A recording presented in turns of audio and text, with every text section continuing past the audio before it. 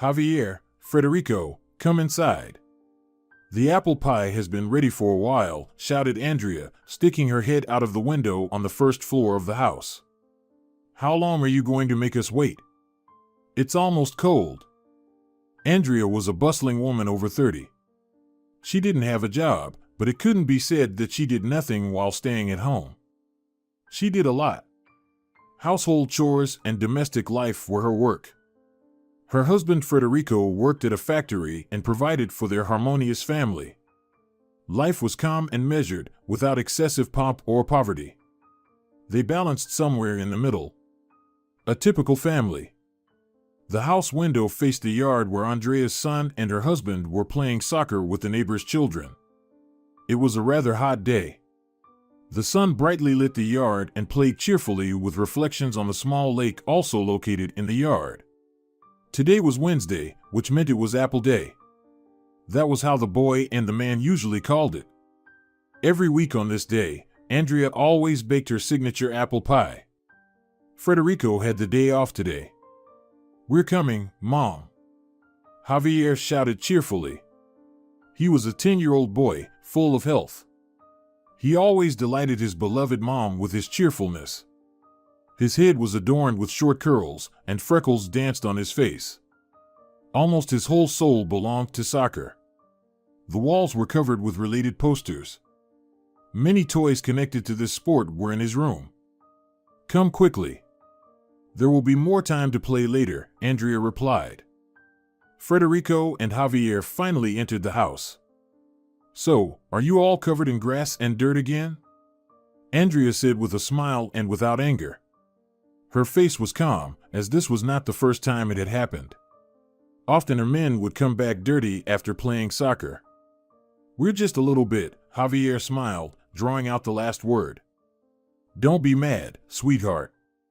This was the first and last time, Federico said. I promise, he added with a smile.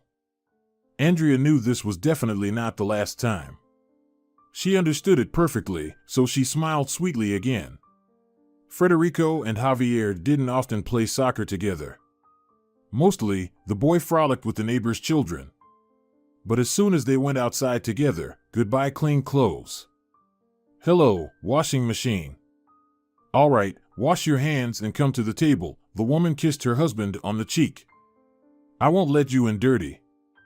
All right, we're going to wash, said the boy and the man in unison. Mom, do you need help getting to the table? Andrea asked an elderly woman who had just joined them. No, dear, I can manage myself, the elderly woman Belinda slowly said in her deep voice, which the boy always somehow liked. She was his grandmother and Andrea's mother. Andrea didn't listen to her mom and still helped her to sit at the table. Belinda was ill.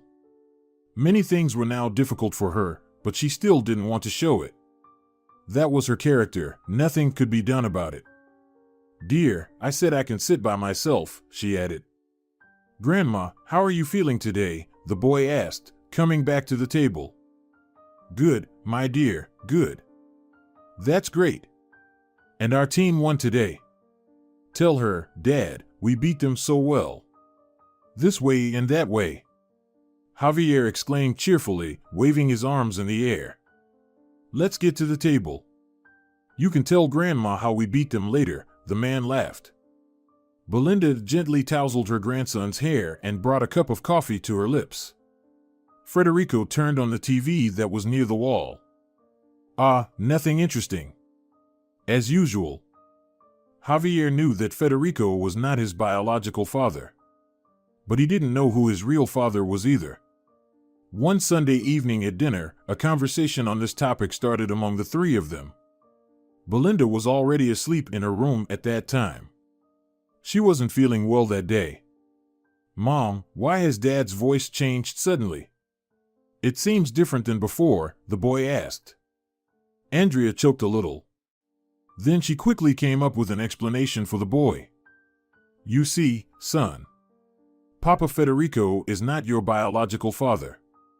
It just happened that way. He's your stepfather. Oh, I see, the boy said. Eat up, eat up. Otherwise, it will get cold. Maybe Javier wanted to ask something else then. For instance, who his real father was and where he was. But in the end, the boy decided not to ask. In the future, their family never discussed this topic again. It was just the way it was. Federico was the stepfather. The real father wasn't there. "Dad, are you off tomorrow?" Javier asked the man. "No, Javier. I'm going to work tomorrow." "That's too bad. I thought we could play together again." "We do that so rarely," the boy said sadly. "We'll play later." Federico also perfectly understood that Javier was not his biological son. And perhaps that's why his attitude towards him was a bit cold. No one really noticed this, except the boy himself, who fully felt it. Nevertheless, the man had a warm attitude towards the boy. Yes, he was not his biological son. But the most important thing was that he was his son. The next day passed quietly. The sun rose again from the horizon, signaling the beginning of a new day. The summer holidays were in full swing. In the morning, Federico received a phone call informing him that he had the day off. So he continued to sleep. Javier played football with some kids again. Mom, as always, was busy around the house. And Grandma was sitting on the veranda, holding a book. But she wasn't reading it, she was looking into the distance, thinking about something. Due to her illness, she rarely left the house. So today was one of those lucky days. Having played enough with the kids, the boy ran up to his grandmother.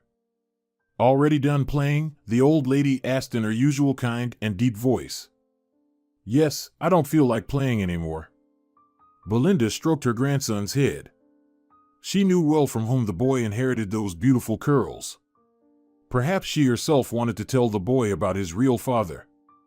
But she just didn't see the need for it. There was no point in stirring up the past. What mattered was the present. "Let's go inside. I'll bake you something tasty." "What do you want?" "I don't even know." "What does my grandson love more than anything in the world?" "Churros." Javier brightened up. "Of course churros, my boy. Help this old lady get up." "Oh, Grandma." "What old lady? You are the best grandmother in the world. You sure know how to make your grandma happy with compliments. Don't call yourself that anymore. That's what makes you different from your stepfather," Belinda thought to herself. But she said nothing aloud. Your father was too kind and responsive. Belinda made the long-awaited churros for her grandson. And soon Federico came down from the second floor. He greeted the family and went outside. He wanted to get some fresh air. "Who wants fried steaks?" he suddenly asked when he came back inside. "Let me cook them." "Why so?" "Usually, you spend your days off completely differently," Andrea said in surprise. "Well, I felt like grilling today." "Well, why not?" Andrea replied, approaching the table where the grandmother and grandson were sitting. Then she kissed Federico on the cheek and quickly flitted away, just as she had appeared. "Javier, will you join me?" "Of course," the boy replied. His eyes lit up. He partly missed having the father around. And here was a new opportunity to be with him. But what about Grandma? "Go on, dear, go. You need to spend more time outside. We've already sat enough today." "All right, I'll wait for you in the yard," said the man. Javier hugged Belinda tightly and ran outside. The old woman looked at her grandson with affection. "That's right, yes, exactly. That's how you should flip these pieces of meat," the man said. He was teaching the boy how to grill steaks, and it seemed like they were doing quite well. Soon, everything was ready. The juicy steaks were brought into the house, and their aroma was enticing. "Oh, how wonderful it smells," Andrea exclaimed. "My mouth is watering already." "Well, here it is. We did our best." "Where's Grandma?" the boy asked.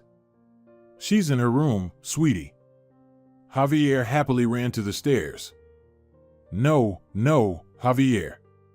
Don't go. Grandma is sleeping right now. The boy felt a little sad again. Don't worry, sweetie. You'll spend time together tomorrow. So they spent the rest of the day sitting in the living room.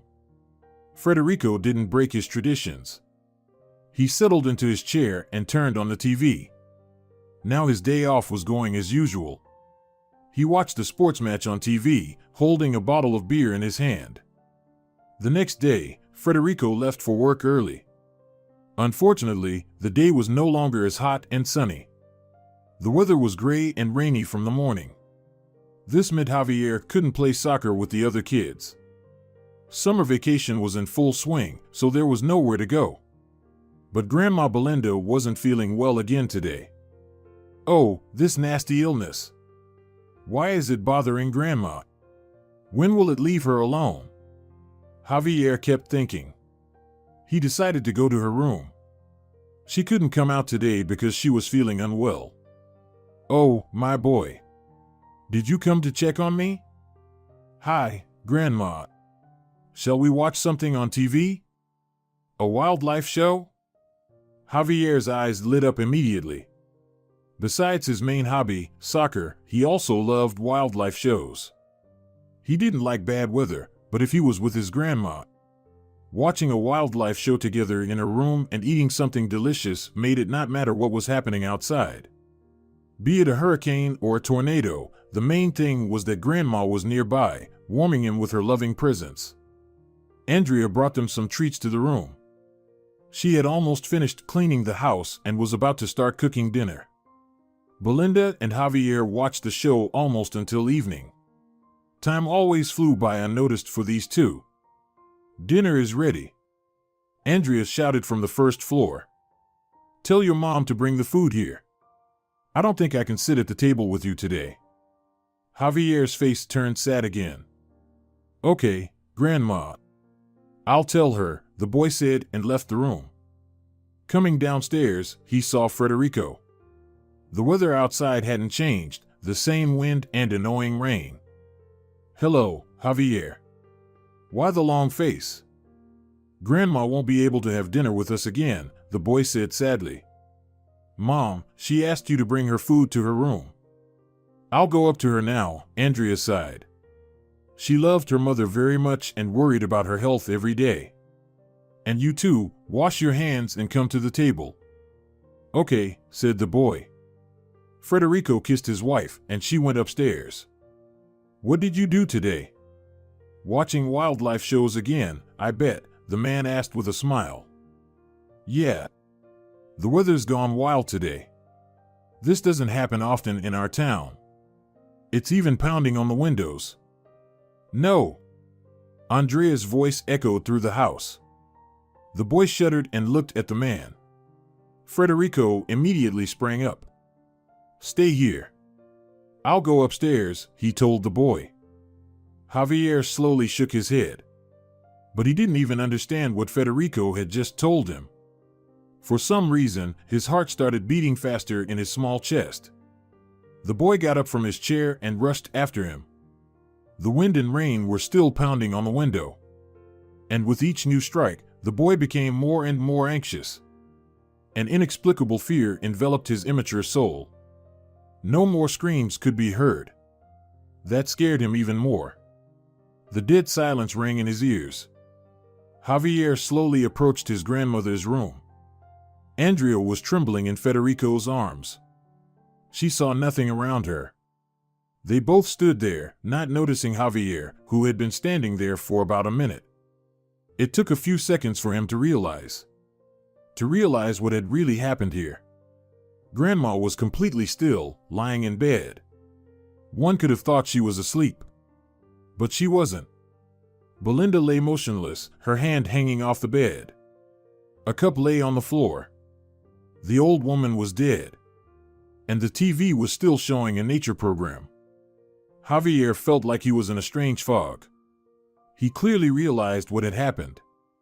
But he didn't know how to react. He had learned one of life's sorrows too early. Death and the loss of a loved one. Mama. The boy whispered. Oh God, Javier. My dear. Andrea said tearfully. Javier, let's go. I told you to stay downstairs, the man said. Grandma, she's dead, isn't she? The boy stammered. Javier. It's all because of that damn disease. Javier shouted and quickly ran downstairs.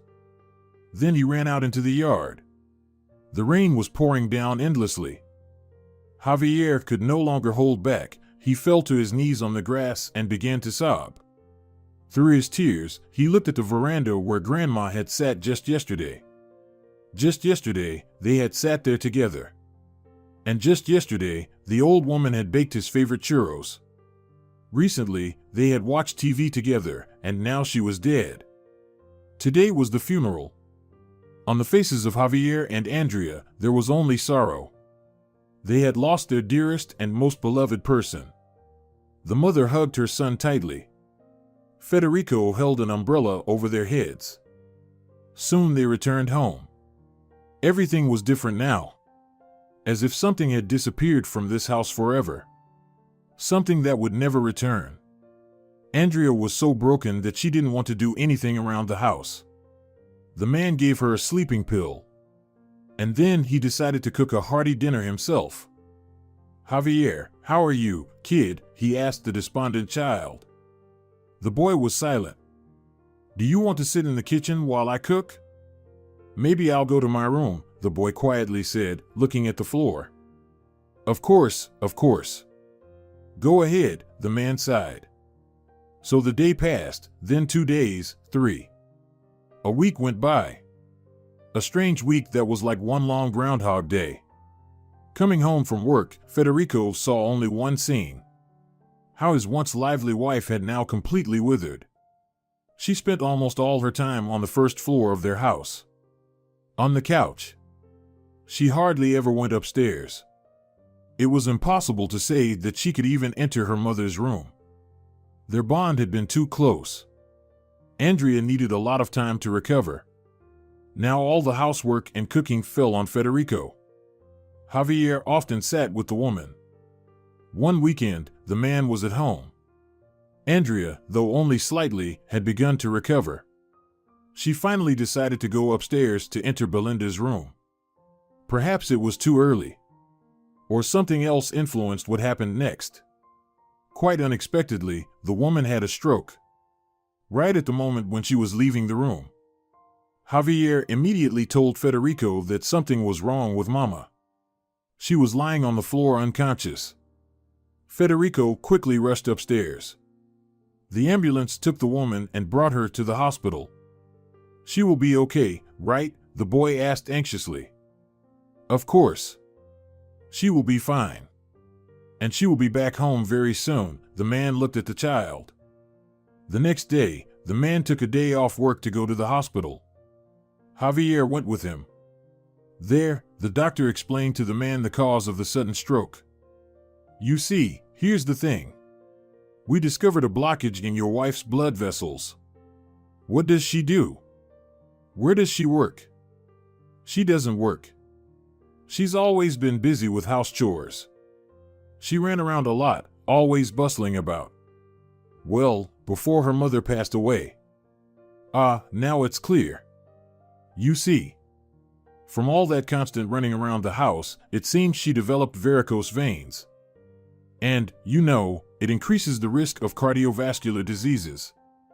Moreover, the doctor continued, taking off his glasses. As you said, she is practically doing nothing now. And from what I understand, she rarely leaves the house. So, she lacks normal physical activity. The cholesterol from the home-cooked food she's been eating might have caused the blockage. And on top of all that, her mother recently died. Such stress also affects health. It seems her mother's death was a real blow to Andrea. Yes, you're right. She was very distressed by the loss, the man said. What will happen next, doctor? Can you help her? She'll be under our close supervision for now. Then we'll see. So, she's staying in the hospital? For now, yes. But please, don't worry too much. Your son needs you as well, the doctor said, looking at the child. Everything will be fine. Thank you, doctor. Thank you very much. A week passed, then another, a third, and a fourth. A month went by, but there were no positive results at all. Javier's school was about to start soon. But he had no motivation. All his thoughts were gloomy. One day, Federico and the boy decided to visit Andrea. Entering the ward, they felt very sad. "Mom, how are you? When will you be discharged?" Javier bombarded her with questions. "My dear son." "Soon, very soon," the woman replied, stroking his head. She didn't look very healthy. The shadow of the old Andrea lay on the hospital bed. "Of course, Javier.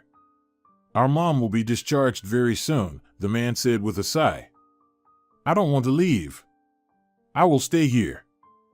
"Javier, you can't do that," the woman said quietly.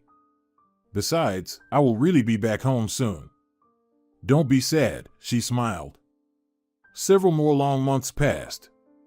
The doctors tried hard to stabilize the poor woman's health, but nothing worked. One of those days, the inevitable happened. Andrea suffered another stroke while she was in the ward. Unfortunately, she couldn't survive it. The little boy found out this news after coming home from school. Entering the house, he saw that Federico looked even more downcast and gloomy than usual. He was just standing in the kitchen, staring out the window. It seemed that his thoughts were somewhere else. But he looked at Javier. Then he came up to him and knelt down. "Javier, I need to tell you something. Did something terrible happen?" Federico sighed heavily and looked away. "Mom, she passed away this morning." Federico hugged the boy tightly. Javier was once again enveloped in an unclear fog. Everything felt like a dream. The man comforted him as best as he could, not letting go of the embrace, while the boy stood there limply, staring into the void.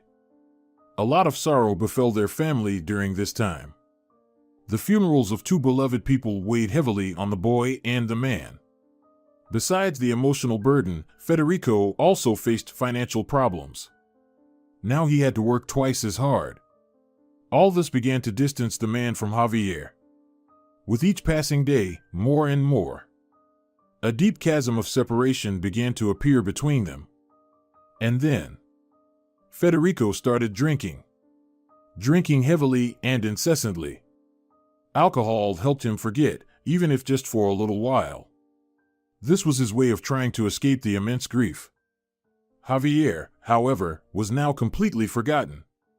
The warmth of his grandmother's caress was no more. Wildlife shows no longer interested the boy. Every time he tried to watch even one, he remembered that ill-fated evening. He no longer played soccer, not with the neighborhood kids, and certainly not with his stepfather. His mother would never again scold them for dirty clothes or call them to a delicious dinner. The aroma of apple pie would never again fill their house on Wednesdays. No one liked Wednesdays there anymore. All of this would never happen again. And the boy understood this perfectly. His young life was just beginning and was filled with the colors of childhood. But too early he was engulfed in darkness and endless fear. From now on, Javier was in a state of terror and inexplicable doom. For at the age of 10, he had been abandoned by everyone. Naturally, he didn't know how to cope with all this. How to learn to live on and accept everything that had happened. Due to great anxiety, the boy began to cry a lot, biting his lips until they bled. He often bit his hangnails and broke his nails. Once energetic and cheerful, with freckles dancing on his face, he turned into a nervous child. His gaze had forever become downcast and gray. Federico, meanwhile, drank every day, without stopping. One day, Javier went downstairs to get something to eat. "Oh, Javier," mumbled his stepfather, lying on the couch. "Are you hungry? There's some food on the stove. I cooked a little." The man hiccuped after almost every word. The boy was horrified at the man's current appearance. Now he was very thin. Large dark circles under his eyes were from practically no sleep. He didn't look like himself. And now, what lay on the couch was just a shadow of a healthy man. He was faceless and extinguished. He was beginning to lose his backbone and himself. Sometimes he rambled a lot if he managed to fall asleep. Because the man drank every day, another event occurred. Federico went to work, and Javier went to school. In the afternoon, law enforcement officers came to the school. At first, it wasn't clear why they were there. But it wasn't clear until one moment. A man came directly to Javier's class. He asked the teacher to step out into the hallway. A few minutes later, she came back in and called the boy to come with her. They told him about Federico's death. He had died at work. It wasn't long before the boy found himself in an orphanage. In less than 6 months, he had lost his entire family. He lost everyone and now stood in the living room of the orphanage. He just didn't understand why all this was happening to him. Why, in such a short time, he had lost everyone. Children. Look over here. Children. Finally, everyone paid attention to the caregiver. Meet Javier. He will now be living with you. For the boy, it was all the same long dream. A dream that began on the day of his grandmother's death. He still didn't want to accept everything that was happening to him. "Hi, Javier," greeted a pleasant-looking boy. Javier was silent. "Is he mute?" another child asked. The children around him burst into loud laughter. "August, you should support the new boy, not mock him. And that goes for everyone." "Well, why is he silent?" "Javier is just a little upset," the woman said and looked at the boy. "Right, Javier?" The boy ran out of the common room. Everyone laughed again. So passed 1 day, then 2, 3, a week. All of them were torturous and incomprehensible. The boy had absolutely no appetite. He refused to eat. And August, along with his friends, just laughed and joked at him. At one of the dinners, Javier still didn't want to eat. He sat at the table, and opposite him was the boy who had greeted him on the first day. "Why aren't you eating anything?" he asked. "Oh, he's just watching his figure and doesn't want to be so fat," said August, walking past their table. His company laughed again. "Screw you, August," the boy replied. "What did you just say?" "Leave him alone," Javier suddenly said. "Oh, our anorexic has found his voice. You two make a good pair. One's fat, the other's thin." August's friends laughed again. In an instant, Javier stood up and grabbed a glass of juice. He poured it over the bully's head. "Are you out of your mind?" August shouted. His face was shocked. Now everyone was laughing, except for them. "What's the matter? Not so funny now?" Javier asked. "Take your freaks and get out of here." "I'll remember this," the boy replied. "I'll remember. What are you standing there for? Let's go," he then shouted to his friends. "Wow," said the boy at the table. "No one has ever done that before. He annoys me just by existing. That's for sure. But tell me, why aren't you eating?" "No appetite." "I understand. I didn't have any at first either," the boy said. "Then it passed," he added, biting into a bun. "Why are you here?" "I used to be in another orphanage. Then I was moved here because that one closed. Actually, I've been like this since I was 4. My parents don't need me. They're drunks, and they lost their parental rights." "That's sad," Javier drooped again. "Well, I'm going." "All right, see you." 2 whole weeks passed in this place. Javier constantly asked to go home. In his dreams, Belinda came to him with her gentle smile. Then his mom and stepfather. He cried in his sleep. After waking up, his eyes were red. One of those days, the boy decided he would run away from here. Javier said goodbye to his new friend and said that maybe they would meet again someday. His roommate was sad that Javier decided to leave, but he hoped they would meet again. The day Javier ran away was rainy and gloomy again. Raindrops constantly rolled down his face. Once, running along the road, he fell into the mud. Passers-by looked at him with astonished eyes. He asked these same strangers how to get to the cemetery. "Kid, do you need help? Why do you need to go to the cemetery?" "Let me call the police and we'll figure it out," said an unknown man. "Hey, where are you going?" Javier immediately ran away. He didn't need the police or any help from these people. He just needed to get to the cemetery where his family was. For a long time, Javier wandered the city streets. Finally, he saw a stand in the distance. There was a city map on it. The boy ran up to it and took a photo of the map on his phone. After some more time, the boy finally reached the cemetery. Then he saw the caretaker. "Hello," Javier said. The caretaker jumped in surprise. "Sorry. Do you know where the 3 fresh graves are?" "The very new ones." The elderly man looked closely at the child. Was he delirious? "Boy, where are you from?" the man asked, scratching his head. "From the orphanage. The caregivers didn't let me attend the funeral. I really need to, you understand?" Then Javier told his whole story from the beginning. The caretaker thought for a long time about what to do. Finally, he made a decision. The old man was moved by the poor boy's story. He understood that an orphan stood before him. A boy who became one at such a young age. The old man gave him the numbers of the graves. Finally, Javier went to find the graves of his most dear and beloved people. For 10 minutes he searched, walking between rows of monuments and fences. The oppressive silence weighed heavily on him. He wandered among those who would never rise again. And finally, he managed to reach the graves he was looking for. Seeing the tombstones engraved with the names and photographs of his loved ones, he just fell to the ground, completely exhausted. For several minutes, he stared into the void. And then, suddenly, he burst into tears. The boy did not hold back his voice, expressing all his pain. He sat there on the cemetery ground until he completely lost his voice. Memories flashed through his mind. How the 4 of them celebrated some holiday together. How they happily spent time at dinner. How his grandmother and mother gently patted his head. How his stepfather played soccer with him. An hour later, Javier began to calm down a bit.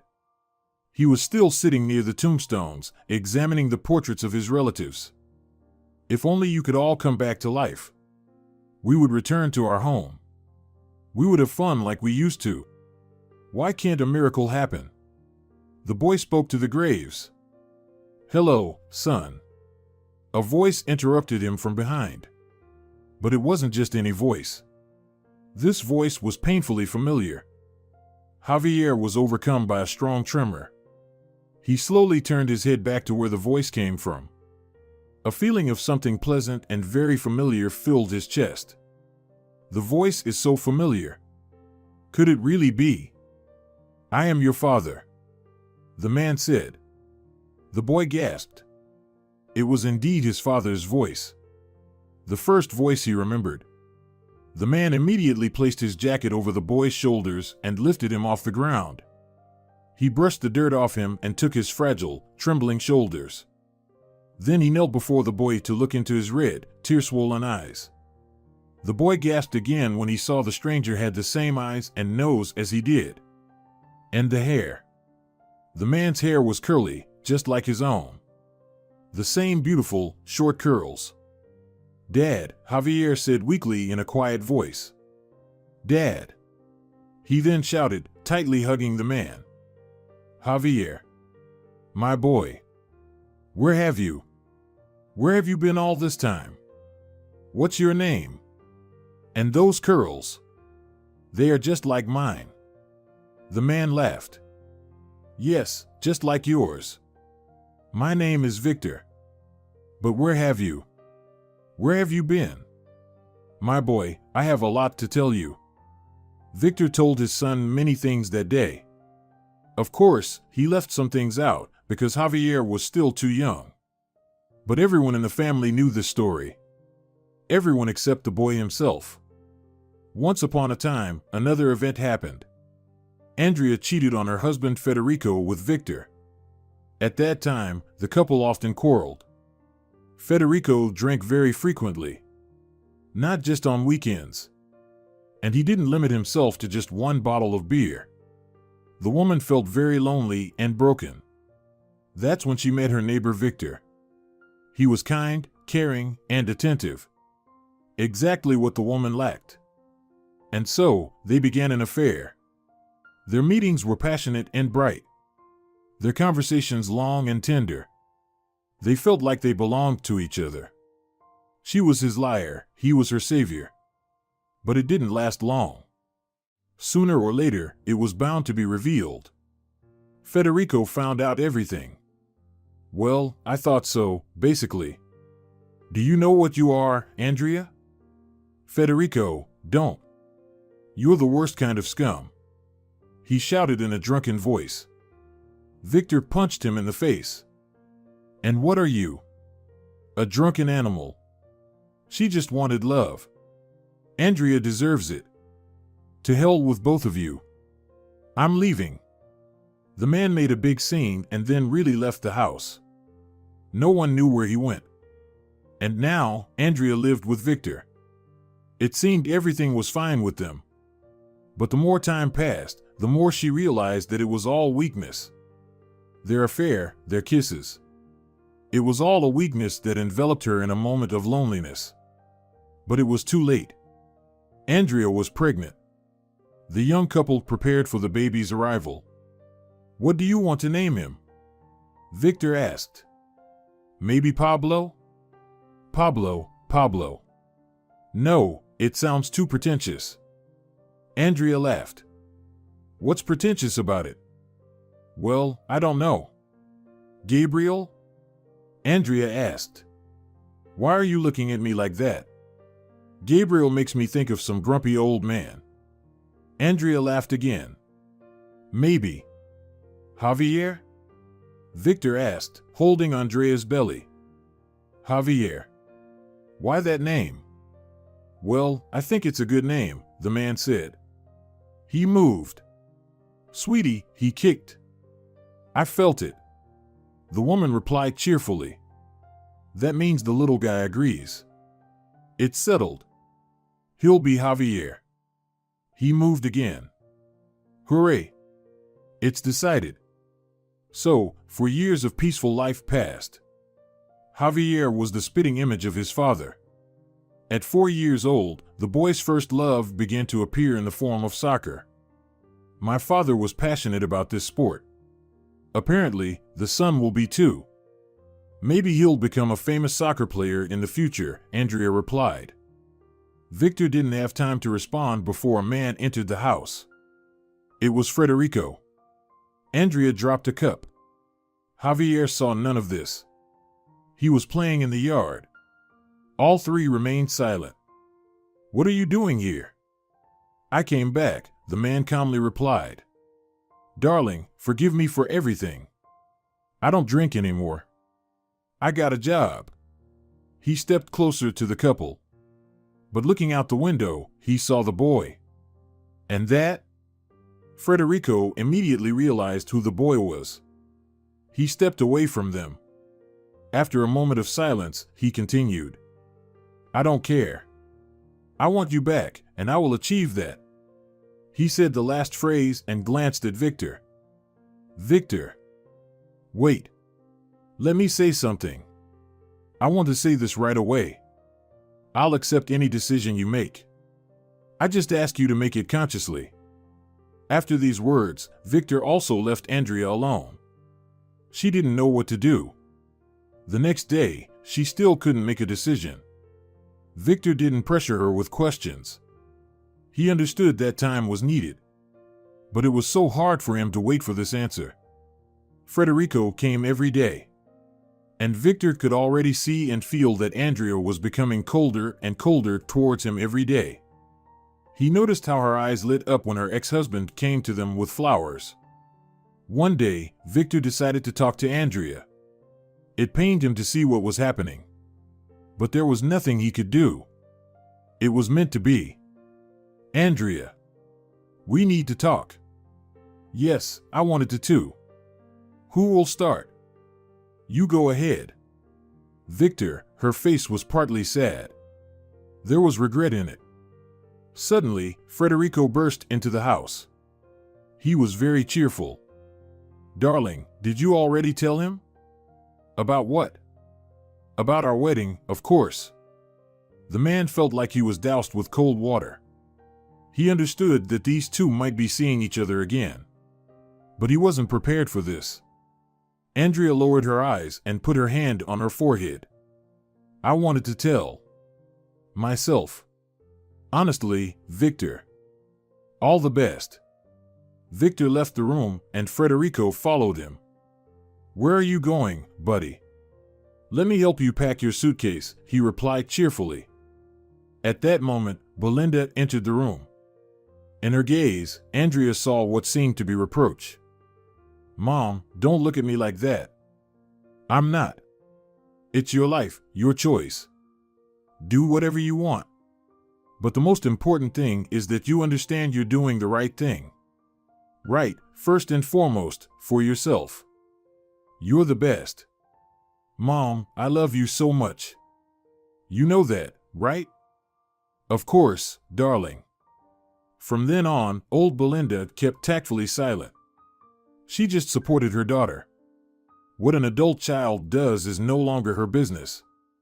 Fortunately or unfortunately, it happened. Federico managed to come back to Andrea. Victor said his final goodbye to this place. He left the city. His connection with his son was completely severed. It was decided that the child would stay with his mother and stepfather. The man no longer interfered with them. He well understood that he was partially to blame for everything. For the major quarrel that arose between the spouses. Victor simply couldn't resist the charm of a lonely woman bogged down in everyday life. A woman constantly fighting for her husband's sober life. This doomed the family to a broken marriage. Andrea and Federico's forgotten feelings were rekindled. A week later, they remarried. The boy was not told all the details of the family drama. And so they continued to live. The biological father was replaced by the former husband. 6 years passed this way. Victor and Javier hadn't seen each other for 6 whole years. And now, after such a long time, their meeting happened at the cemetery. At first, Victor didn't understand who was standing next to the graves. Looking closer, he realized. Finally, the boy and his father left the cemetery. The man took the shivering child back to the orphanage. Javier resisted and didn't want to go back. But it was necessary. The boy was immediately fed and put to bed. After a whole day of wandering around the city, after all the tears and tantrums, he was very exhausted. We finally met, whispered the neighbor. Yeah, it's great, the boy replied, yawning. For a few more weeks, the father visited Javier. Of course, he wanted to take his son home. But he wasn't going to do it without his consent. Victor felt responsible for him since he was his flesh and blood. In the neighboring city, where he had moved 6 years ago, he already had another wife and son. Javier, having fully experienced what life without a family meant, couldn't refuse his real father. He wanted to be loved, he desired his real father. He just wanted to be part of a family. He wanted to be needed by someone. Moreover, his father was a calm and interesting person, with whom life promised to be at least not boring. So, while the authorities were processing the documents and conducting a DNA test, the father introduced the boy to his stepmother and younger brother. This happened on a sunny day. Their meeting took place near the orphanage. A very beautiful woman was the first to approach the boy. She was a brunette. It was immediately apparent that she was a fan of vintage clothing. Gloves adorned her hands, and her dress was so exquisite. The boy liked her right away. Hello, Javier. I'm your dad's wife, the woman said, very nervously. How are you? Are you happy that you'll soon be living with us? Then an 8-year-old boy ran up to them. Amazingly, he also had curls. but it was clear that he was the spitting image of his mother. Eyes, nose, chin, all hers. He was dressed in a nice shirt and trousers. "Hi. I'm Ernest. Will you be my brother?" he asked cheerfully, approaching Javier. Javier smiled. His mood instantly became even better. The boy was so funny, and his mom such a sweet woman. There was an aura of great kindness around them. "Hi, I'm Javier." "Of course, I will." Then Javier and Ernest were left alone for a while. They didn't go far. They stayed close to their parents. The boys immediately found many common topics and quickly became friends.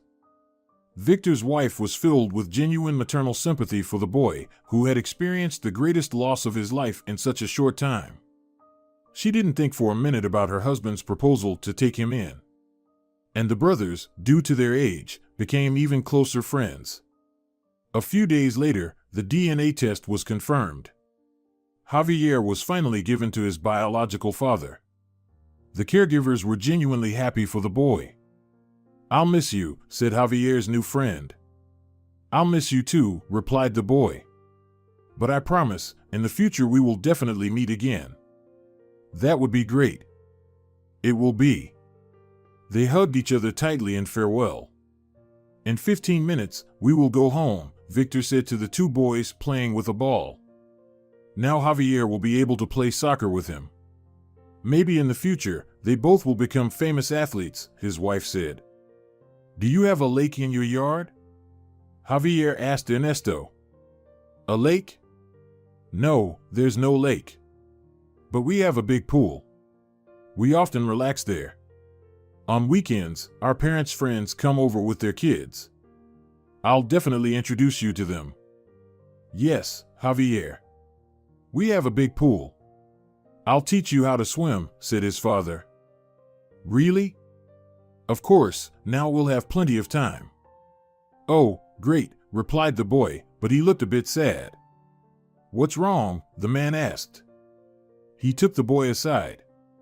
"I understand, my son. You've lost the people closest to you. But always remember, they are always with you. Forever in your heart." "Really?" "Of course. Come here, I'll give you a hug." "Say cheese," shouted the brother, running up to them with a camera. "Ernesto also likes to take pictures of everything," Victor smiled. "Darling, come join us. Let's take a photo all together." "I'm coming, darling." Ernesto aimed the camera at himself and everyone else. "Cheese," they all shouted in unison. "Well, it's time to go," Victor said. Javier took one last look at the streets of this city. At the house where he used to live. He smiled and headed for the car. He smiled as if he had understood everything that had happened. And not only understood, but also accepted it. "Do you think he'll be okay?" his wife asked. "He's already okay. Javier is a strong child. Now we just need to support him and love him." His wife kissed him and also went to the car. Victor looked back. Ernesto was photographing a stray cat. The man chuckled. "Ernesto, come on, get in the car. Or we'll leave without you." "I'm coming." Now Victor, too, looked at the streets of this city for the last time. He smiled a warm farewell smile. As they were already driving home, they realized that everything that had happened was strange. But that was their story. They had to go through many difficulties to restore the older son's psyche, to rebuild family relationships from scratch. But the boy, sitting in the back seat with his brother, thought to himself that this was nothing compared to what he had gone through. If you enjoyed the story, please support it with a like and a comment. All the best to you.